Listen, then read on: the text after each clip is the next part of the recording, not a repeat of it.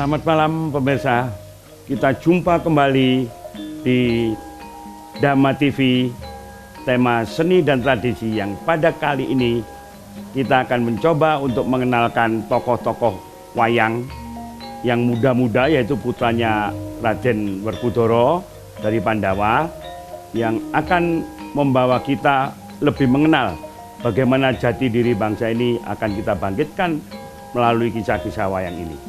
Untuk itu malam ini saya didampingi Pak Ki Suwarno sebagai tokoh dalang yang juga mengajari dalang gitu. Dan juga yang kedua saya didampingi Ki Jatikusumo. Siapa yang tidak kenal Ki Jatikusumo sebagai tokoh dalang? Maka untuk itu jangan kemana-mana para pemirsa, kita awali episode ini dengan Ki Suwarno. Katuran. Kuku sing dupa kumelun ngening kentiasa ngabeki, kawengku sagung jajahan nanging sanget nangiki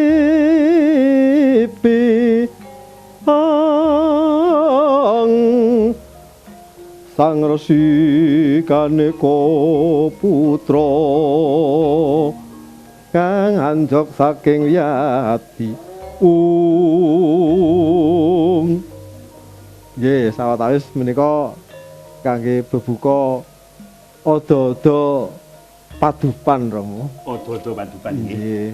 Para pemirsa, sudah dimulai dari kebiasaan. Kalau wayang kulit atau ringgit cucal ini akan dimulai, selalu ada odo-odo pembuka dengan menggunakan gunungan tadi, dan sudah dimulai.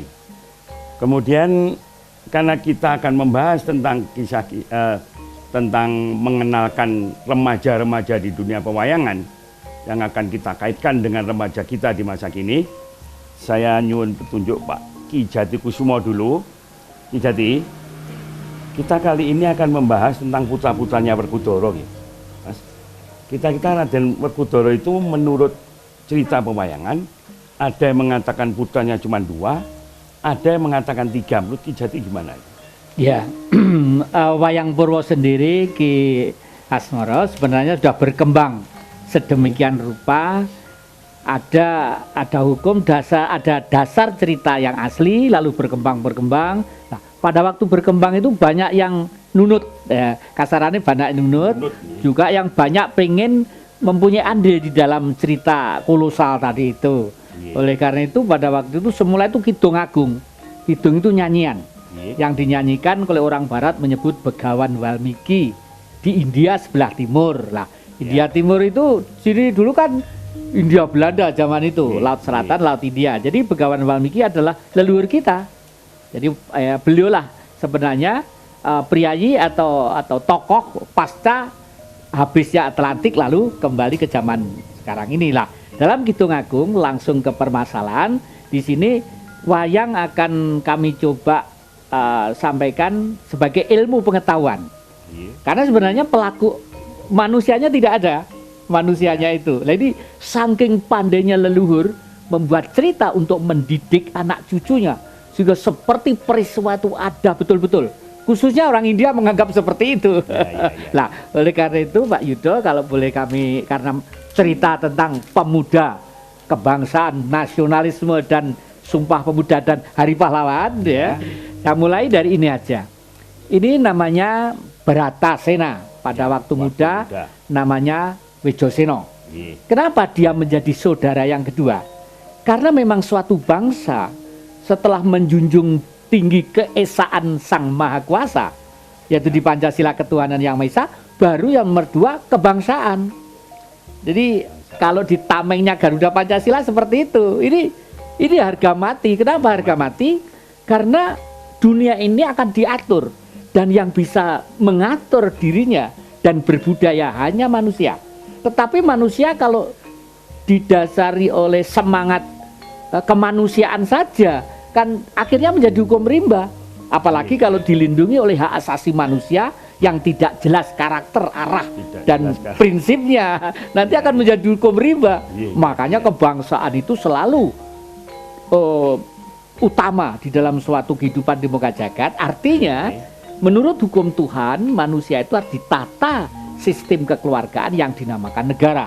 Nah, kebangsaan di sini digambarkan sebagai Bratasena. Sena ya. Nah, karena Bratasena kebangsaan, anak-anak dan keluarganya itu sebenarnya menggambarkan bagaimana Bratasena itu mempunyai generasi yang tanggung jawab melindungi, menjaga kewibawaan masa depan bangsa.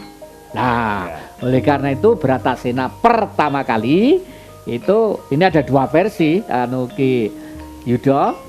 Versi yang pertama adalah Bratasena menganggap anaknya dua, yaitu Ontorjo dan Gatotkaca.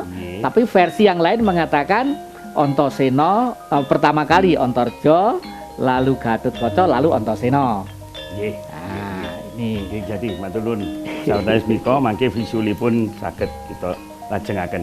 Menawi miturut Ki Warna menapa kinten-kinten meh sami amargi gaya pengenalan ringgit nika wonten daerah Jawa Tengah, Jawa Timur, Jawa Tengah kemawon, Surakarta, Ngayogyakarta nggih benten. Nggih. Lah menawa Jawa Timur kados pundi? Monggo Ki Ah, Warna. nggih. Menawi wonten Jawa Timur menika ingkang dipun anut niku rata-rata niku ingkang 3 Romo. Tiga nggih, Nggih, bukanipun ingkang 3. berkutu Atas tiga nggih. wonten nomor setunggal Antasena, Ontorjo, Nggih, nomor kalih Gatotkaca, Gatotkaca, lajeng nomor 3 Antasena. Nggih. Nggih. Niku ingkang kathah nggih. Ingkang kathah pun. Nggih, bilih para pemirsa, memang ada hal-hal yang mungkin pemirsa pernah tahu sehingga merasa tidak cocok. Namun itu bukan menjadi pembahasan di dalam perbedaan, tapi justru tokoh yang akan kita tampilkan justru pemuda-pemuda siapapun mereka. Itu semuanya adalah anak-anak Werkudara atau yang menurut Ki Jati tadi merupakan anak-anak bangsa. Bagaimana kelanjutan kita yang menjelaskan masalah ini? Jangan kemana-mana, tetap berada di depan Dhamma TV. Terima kasih para pemirsa masih berada di depan Dhamma TV. Kita akan melanjutkan membahas masalah pemuda-pemuda putra Pandawa, yaitu putra Bima. Seperti tadi dijelaskan oleh Ki Jati sebagai watak bangsa ya Kak Jati ya. Werkudara itu yang tadi sudah diawali juga dijelaskan oleh Ki Suwarno mengenai perbedaan yang ada di Jawa Tengah, Jawa Timur. Tapi ternyata semuanya mengakui bahwa putra Werkudara itu adalah 3. Saya akan kembali ke Ki Jati. Jadi 3 ya. ya. Tolong divisualkan yang pertama putranya Werkudara itu siapa? Ya, ini kami Monggo. memakai versi yang 3 aja ya. Iya, versi Karena yang ada 3. kaitannya dengan Sumpah Pemuda. Ya. Nah, Sumpah Pemuda itu kebetulan kan 3. Iya. 1, tanah tumpah darah kami, tanah air Indonesia. Nah, ya. ini kebetulan, waduh leluhur dulu itu memang hebat. Kenapa? Sang bangsawan Bratasena itu mempunyai anak pertama kali dari istrinya yang namanya Nogogini. Namanya Ontorjo. Ontorjo. Itu ada di dalam bumi Sapto Pertolo. Iya. Sapto itu 7, Pertolo itu bumi. Jadi ada Ya. bumi Sap-7. Jadi leluhur kita dalam karya sastranya masih tetap gondelan atau berpegangan pada hukum-hukum realita, ilmu pengetahuan. Iya. Karena bumi itu hanya dijaga oleh 9 Joule. Iya. Lebih dari itu sudah kita di luar Bisa. gravitasi. Nah, Iya. inilah yang digambarkan sebagai tumpah darah. Jadi dari bumi. Dari Jadi bumi, pemuda harus menghayati, meyakini bahwa tanah airku adalah Republik Indonesia. Ya, Ya. ini bumi adalah darah dagingku seperti itu kasarannya ya. Nah, Begitu ya. tetapi ini dinamis, berani dan sakti, bahkan bisa mengalahkan bapaknya. Tetapi ada tetapinya, ini keteladanan anak-anak muda. Meskipun bisa mengalahkan bapaknya, tetapi etika dan norma kan tetap tidak boleh ya. Ya. Karena ini karena cucunya naga besar ya. Iya, Itu Ontorjo bisa ya. nyembur was itu. Lalu lidahnya itu kalau bekas telapaknya orang dijilat gitu, oh itu orang seperti ngeblak mati gitu loh. Matur nuwun Ki Jati.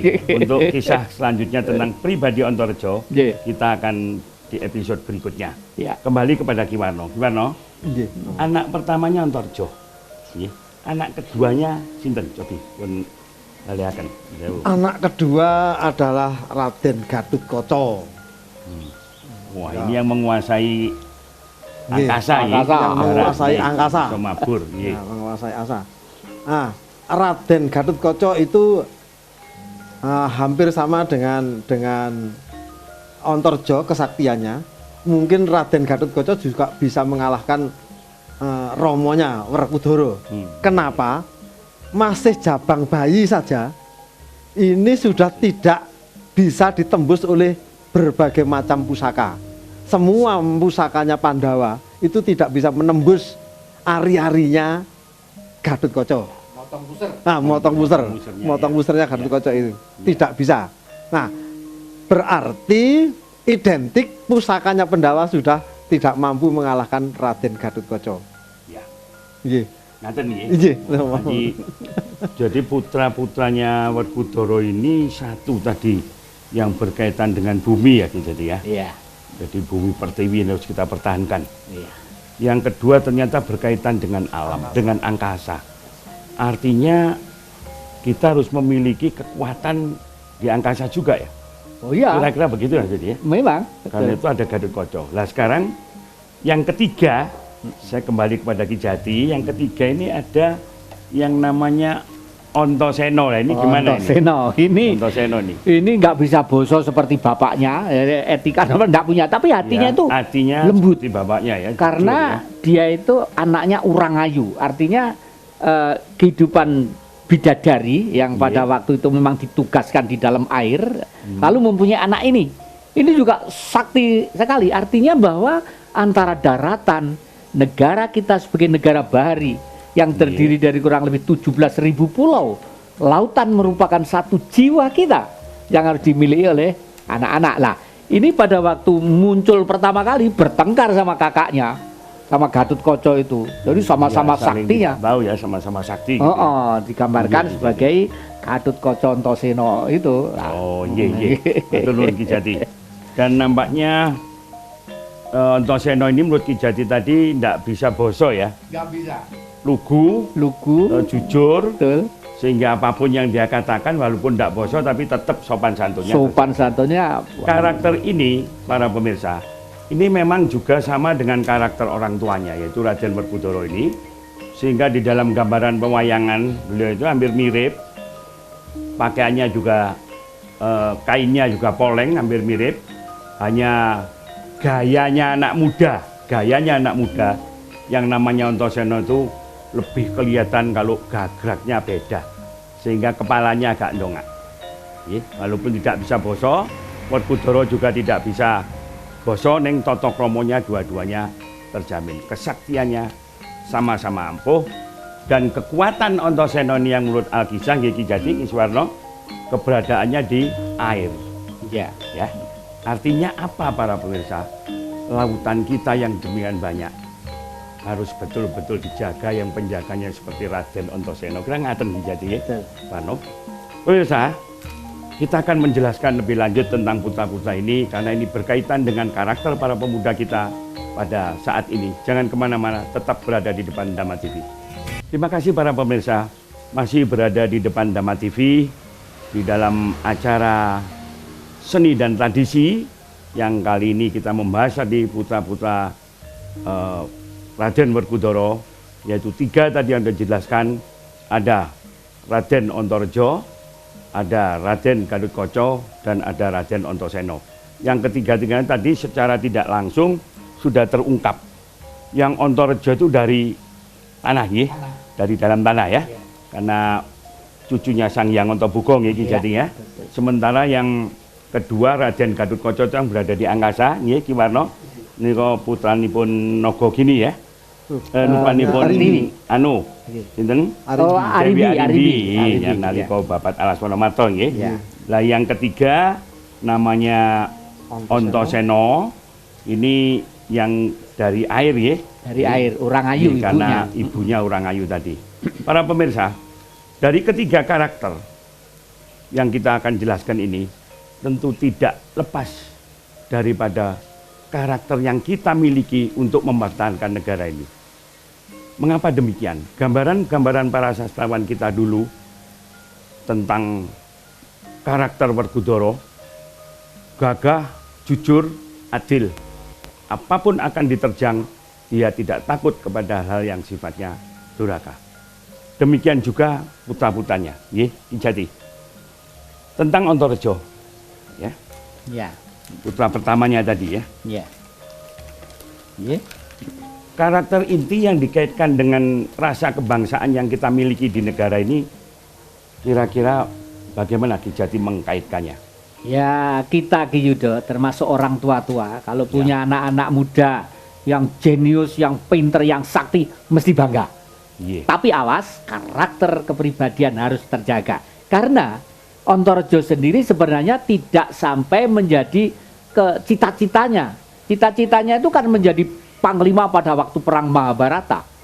Tapi karena kesombongannya, karena merasa lebih canggih, lebih menguasai IT daripada orang tua-tua mungkin ya, jadi agak kemelelet sedikit lah gitu. Nganggep sejarah prek, Pancasila prek, leluhur prek, budaya prek, gitu sing ya. penting enjoy dan menguasai idol apa lah misalnya gitu ya. Akhirnya di dunia ini hukumnya kan pasti, hukum Tuhan itu lah. Hukum Tuhan yang pasti itu di dalam pewayangan yang menjaga adalah Krishna. Krishna itu lambang si Engsun, sifat manusia yang sudah menguasai hukum-hukum semesta alam. Iya, matur nuwun Ki Jati. Sahabat Snokat Rumiyin, nanti tentang kisah berikutnya yang di Jati tadi nanti pada episode yang akan datang. Sekarang kita menuju yang kedua, karakter Gatotkaca. Kalau menurut Ki Suwarno, apa pada saat Ki Suwarno ini mengajar pada calon-calon dalang kecil-kecil itu, karakter Gatotkaca sebagai yang dikenal sebagai pahlawan, sasatrianya, panglimanya Pandawa pada waktu Mahabharata, kira-kira menurut Ki Warno gimana? Kalau ini diterjemahkan dengan karakter anak-anak muda sekarang, paling tidak anak-anak muda sekarang itu tuntutannya adalah bagaimana memproses dirinya sendiri. Memproses diri sendiri. Bagaimana memproses dirinya sendiri lewat orang lain yang artinya dalam ini misalnya berguru atau belajar di sanggar atau belajar di sekolah, itu tetap tidak kalah penting bagaimana memproses dirinya sendiri dengan pengetahuan yang didapatkan. Itu kan ada proses. Nah, proses untuk seperti itu tidak kalah penting, itu yang memproses dirinya sendiri itu tentang budaya. Yang pertama, bagaimana anak muda ini bisa memikirkan lingkungan yang berbudaya itu yang seperti apa. Berbicara tentang berbudaya belum tentu berkesenian, Romo. Iya, banyak. Belum tentu berkesenian, tapi berbudaya itu yang lebih penting. Contoh lain, pada waktu saya masih kecil, Romo, itu budaya yang namanya budaya soyo, gotong royong untuk menolong sesama. Itu pada saat saya masih kecil itu bergiliran terus setiap hari. Contoh ketika pada waktu panen. Contoh yang kecil pada waktu panen. Waktu panen itu sekarang panen di tempat saya misalnya. Itu satu kampung di tempat saya itu semua soyo. Dan itu akan bergiliran terus setiap hari di setiap rumahnya orang. Nah, nun sewu Ki Warno. Ya. Hal itu berkaitan dengan watak Gatotkaca-nya. Nah, ini apa juga disampaikan kepada anak-anak didik Ki Suwarno? Iya. Contohnya, ketika ada salah satu teman yang praktek megang wayang, praktek suluk atau praktek dengan jalannya wayang, ini kan tentu tidak lepas dari iringan. Gamelan gamelan. Nah, ini mereka saya arahkan ke sana itu, sehingga rasa kebersamaan saling soyo tadi itu sudah ditumbuhkan dari sana. ditumbuhkan dari situ ya Iya, Iwan ya. dari sana itu. Matur nuwun Ki Warno. Iya. Ini para pemirsa, ternyata di dalam mendidik calon-calon dalang muda dari remaja, dari kecil sampai ada yang sudah pernah jadi dari Ki Warno ini juga dijelaskan karakter-karakter wayang ini yang kali ini kita bahas tentang generasi mudanya ya. Jadi tadi tentang Ontorejo dan Gatotkaca ya. Ontorejo itu kalau nggak salah artinya memang onto itu Ya. sebuah kekuatan ya. Rejo itu kesaktian ya. Lalu onto itu batas kalau nggak salah. Jadi Bisa memang juga diartikan itu, bisa juga diartikan onto itu seperti makan tanpa ini loh, tanpa uyah ya. Oh, Jadi rasanya onto itu bisa ambar betul, gitu. ya. Rejo Iya. itu rame. Rame. Anak-anak muda yang kira-kira itu rame pandai ini teori. Tapi umpama keris itu tidak ada yoninya gitu loh. nggak ada yoninya, iya. Nggak ada yoninya. Ya demikian juga yang Antasena ini ya. Kalau Iya. Seno itu satrio, Mm-mm. onto itu juga yang ngedap-ngedapi juga. Iya, iya. Di satrio yang bisa ngedap-ngedapi. Betul.